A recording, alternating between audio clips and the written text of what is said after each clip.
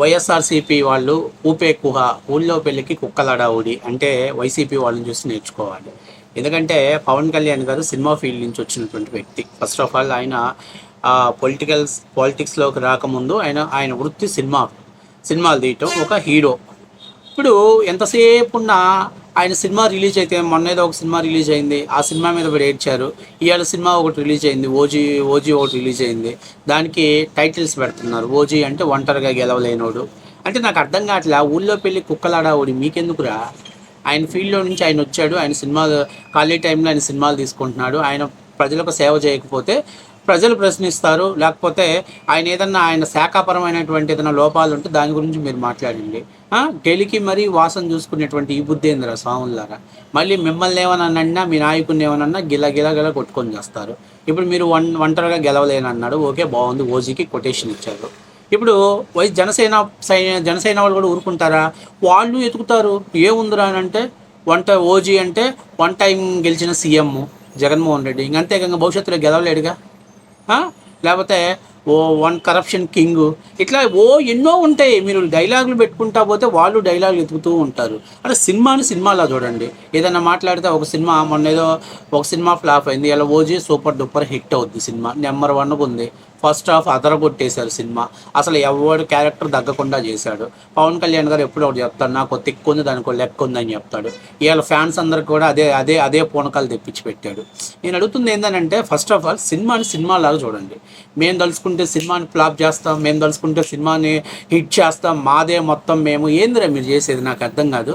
మీరు అంత పెద్ద పోటుగాళ్ళు అయితే అదేదో తీసాడు కదా, యాత్రా సినిమా తీసాడు కదా, చివరికి యాత్రా సినిమాకు పెట్టిన డబ్బులు కూడా రాక నిర్మాత చేస్తుంటే వాడికి విశాఖపట్నంలో జగన్మోహన్ రెడ్డి గారు ఒక కొంత ప్లేసు, ఆ నష్టాన్ని భర్తీ చేయడానికి ఫ్రీగా ప్లేస్ ఇచ్చాడు. అది మీ కెపాసిటీ, మీ రేంజ్. ఊరికే బత్తాయి మాటలు మాట్లాడకండి. ఫస్ట్ ఆఫ్ ఆల్ సినిమాలో కథ బాగుందనుకోండి, సూపర్ డూపర్ హిట్ అయింది. కథ బాగలేదనుకోండి, అది ఫెయిల్ అయింది. నువ్వు అడ్డం పెడితే ఆగేదేముంది? నువ్వు మూవ్ అంటే మూలిగేది ఏముంది చెప్పు. ఇప్పుడు మీకు చిన్న ఉదాహరణ చెప్తాను. ఒక దర్శకుడు, ఆ సినిమా డిపెండ్ అయ్యేది ఎవరి మీద? దర్శకుడి మీద నిర్మాత ఉంటుంది. ఆ దర్శకుడు ఏంటి, కొత్త ప్రయోగాలు చేస్తుంటాడు. ఆ ప్రయోగం అనేది ఫ్యాన్స్కు లేకపోతే కొంతమంది న్యూట్రల్గా ఉండే వాళ్ళకి నచ్చింది అనుకో, ఆ సినిమా హిట్ అయింది. లేదనుకోండి ఫెయిల్ అయింది. దానికి మేము తలుచుకుంటే ఏమైనా చేయగలం, మేము అసలు సినిమాలు మొత్తాన్ని ఆడించగలం. అట్ట అనుకుంటే యాత్రా సినిమాలు ఎందుకు ఆడించలేకపోయారు? వివేకానంద సినిమాని ఎందుకు అట్రప్లాప్ చేయలేకపోయారు? అమరావతి ఫైల్స్ని ఎందుకు మీరు అడ్డుకున్నారు? మనం అంత పెద్ద పోటుగాళ్ళు అయితే. ఎందుకంటే ఆ కథని బట్టి, ఆ సన్నివేశాన్ని బట్టి సినిమా అనేది ఒక్కొక్క టైంలో ప్రభుత్వాలను కూడా ప్రభావితం చేసిన అంశాలు ఉన్నాయి, ప్రభుత్వాలను కూల్చేసినటువంటి అంశాలు కూడా ఉన్నాయి. ఎందుకంటే సినిమా అనేది చాలా సృజనాత్మకమైనటువంటి అంశం. ఆ దర్శకుడి యొక్క సృజనాత్మకతను బట్టి, అతని ఆలోచనని ప్రజలు తీసుకునే విధానాన్ని బట్టి ఆ సినిమా ఉంటుంది. సో సినిమాలాగా చూడండి, సినిమాలాగా ఆహ్వాదించండి. నచ్చిందా చూడండి, నచ్చలేదా వదిలేసేయండి. అంతేగాని అసలు మీకెందుకు రావా? మేమే మొత్తం సినిమా డైరెక్షన్ అంతా మేమే చేస్తాం, దాన్ని హిట్ చేయాలన్నా ఫ్లాప్ చేయాలన్నా మేమే చేస్తాం.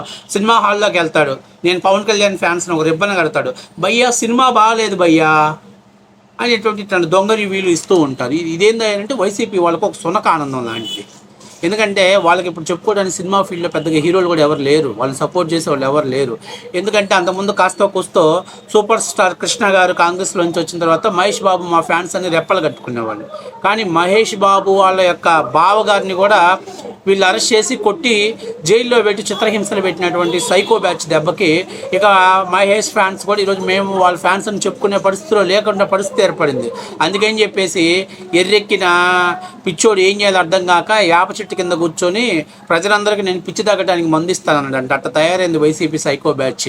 ఇవాళ సూపర్ డూపర్ హిట్ అయిపోయింది. మరి ఓజీ ఏం చేస్తారు ఇప్పుడు? పిసుక్కుంటారా ఇళ్లలో పోయి కూర్చొని? లేదా జగన్మోహన్ రెడ్డికి ఏమన్నా పూజ చేసి భజన చేస్తారా? అరే సినిమాలా చూడండి. సినిమాకి పాలిటిక్స్కి అసలు సంబంధం లేదు. అక్కడెక్కడైనా మీ నాయకుడిని ఏదైనా కించపరిచే సన్నివేశాలు ఉన్నాయి అనుకోండి, దాని మీద మీరు అబ్జెక్షన్ పెడితే ప్రజలు కూడా ఓకే పలానా వాళ్ళ నాయకుడిని అవమానపరిచారు, అది కరెక్ట్ కాదని చెప్తారు. మీరు కెలికి మరి మీ నాయకుడు సన్నివేశాలు పెట్టించుకునేతో చేస్తున్నారు. మీకు మరి ఆ వైసీపీ వాళ్ళకి ఆ సునకానందం ఏందో మాకు అర్థం కావట్లేదు. నిన్నటి నుంచి ప్రతి ఒక్క YouTube channel, YCP YouTube channel ప్రతి వాడు ఓజీ మీద ఓజీ అని దాని మీద యూనో వచ్చింది. యూనో వాడినా కూడా తగ్గినంత గ్యాస్ ట్రబుల్ వచ్చేసింది వాళ్ళకి. మొత్తం థంబ్నెయిల్స్ పవన్ కళ్యాణ్ గారి మీద చిరంజీవి మెగా ఫ్యామిలీ మీద పడి ఏడటానికి ఒక టార్గెట్ పెట్టుకొని బతుకుతున్నారు. అరే అసలు నాకు అర్థం కావట్లా. ఒక సినిమాని ఒప్పుకోరు, ఒక అమరావతిని ఒప్పుకోరు, ఒక పోలవరం ప్రాజెక్ట్ని ఒప్పుకోరు, లేకపోతే ఓ చంద్రబాబు నాయుడు మంచి పని చేస్తే ఒప్పుకోరు. అరే మీరు దీన్ని ఏమంటారు? దీన్ని సైకోతనం అనకి ఏమంటారు? దీన్ని సైకో అంటారు కదా. సైకోకి ఇలాంటి లక్షణాలే ఉంటాయి. మీ నాయకుడికి ఎలాంటి లక్షణాలు ఉన్నాయో సేమ్ ఇవి కూడా అలాగే ఉన్నాయి. ఎందుకంటే ఆవు చేలో మేస్తే దూడ గెట్టుని మీదుగా అటువంటి పరిస్థితిలో ఉన్నారు. రేపు కానీ ఈరోజు ఆల్మోస్ట్ ఆఫ్ కలెక్షన్స్ పరంగా కానీ రేపు కానీ ఓజీ సూపర్ డూపర్ హిట్ అయిందనుకో, రేపు పొద్దున్నే వస్తాడు ఒకడు మొదలు పెడతాడు. అదొకటి అంబటి రాంబాబు గారు. వీడికి మామూలుగా పొలిటికల్ వీడియోలు చేస్తే ఒక 300, 400, 600, 800 వ్యూస్ వస్తున్నాయి. ఎప్పుడైతే పవన్ కళ్యాణ్ సినిమా రివ్యూ ఇచ్చాడో అది వేలల్లో పోయింది. ఇక్కడ మొదలు పెట్టేశాడు, అబ్బా నాకు ఇంకా రేపటి నుంచి పవన్ కళ్యాణ్ మీద రివ్యూలు ఇస్తే నా ఛానల్ సూపర్ డూపర్ సక్సెస్ అయింది.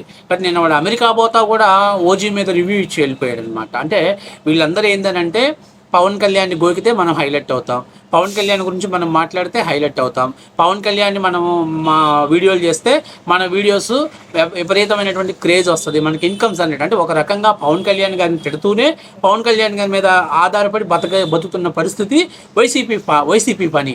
ఎందుకని వాడు ఏం మాట్లాడుతున్నాడో చూద్దామని చెప్పి అందరూ చూస్తారు.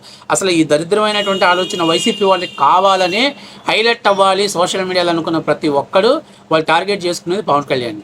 ఇది వాస్తవ విషయం. వాడు హైలైట్ అవ్వాలి అని అంటే పవన్ కళ్యాణ్ గారిని గెలకాలి, పవన్ కళ్యాణ్ గారి గురించి మాట్లాడాలి, పవన్ కళ్యాణ్ గురించి తిట్టాలి, లేకపోతే పవన్ కళ్యాణ్కి నెగిటివ్ రివ్యూస్ ఇవ్వటం ద్వారా వాళ్ళు హైలైట్ అవుతారు. అబ్బా ఏమి ప్లానింగ్ పెట్టుకున్నారంటే మొత్తం వైసీపీ వాళ్ళు.